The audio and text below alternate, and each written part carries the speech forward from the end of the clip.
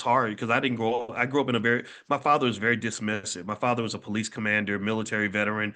It's like, I ain't doing it. This is what we're going to do. Shut up. It was kind of like that, right? So I had to still learn these skills. It takes work.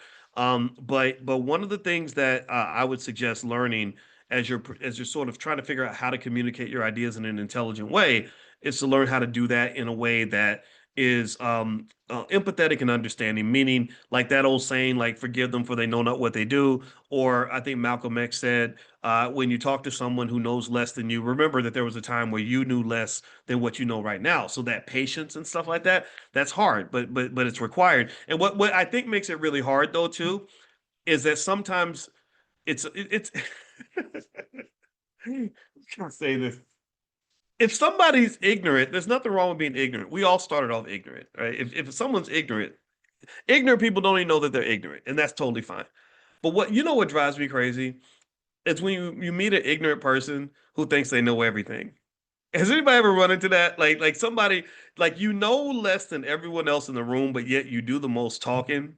And you are the most stuck on your stupid opinion and the least flexible in terms of hearing anybody else's ideas. Like the least ignorant person in the room thinks they know everything. That's what I hate. It's bad enough to be a know-it-all. It's even worse when you're a know-it-all who don't know nothing. Right? Like I hate that. That just infuriates me. And I've gone through that. I never forget. I met a guy. I had a relative who was dating this guy, and he said something that was just fundamentally incorrect about the stock market. And I just humbly submitted. I said, "Well, actually, this is one of the things the research shows that actually this is actually what they say is actually happening." And this guy argued me down. And then and I was like, okay, well, I understand. I hear your point, but here's another way to look at it. And he just kept cutting me off and wouldn't let me finish a sentence. And I was so frustrated. I was like, oh my God, please get this idiot out of my face. I cannot talk to this man anymore. Right. So a lot of times this is what you run into also. And so here's more in terms of why your intelligence would be perceived as a threat to other people. And maybe that's what happened. Maybe I said something that made him feel like he was in a pissing contest, so he had to compete with me, and I wasn't competing with him because I was like, I mean, to be honest, I mean, what I look like trying to compete with you? I mean, I I teach PhDs. Like I'm not, we're not. If I'm Michael Jordan, I'm not really going to the local basketball court really thinking I have to work hard to win the game. I'm just playing back. I'm just having fun. My real competition is Patrick Ewing and the New York Knicks. It ain't you, Pookie.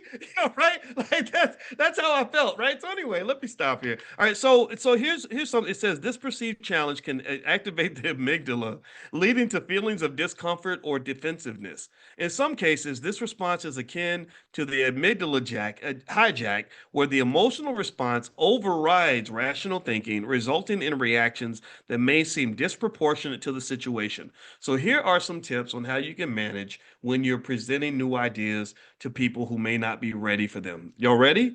Take notes. Let me know. Give me a conscious yes if you're going to take notes on this. And also, before I forget, let me remind you guys, we're doing stock market class later on today. So if you want to join us in the stock market club, just go to drboystockmarket.com. We'll talk all about the stocks. I'll tell you what I like the most and break all that down. You can ask me questions, all that. drboystockmarket.com. Also, options are on Friday. So if you're in Prime, we're gonna break down the moneymaker grid on Friday. I finished the moneymaker grid. I'll text it out to you guys.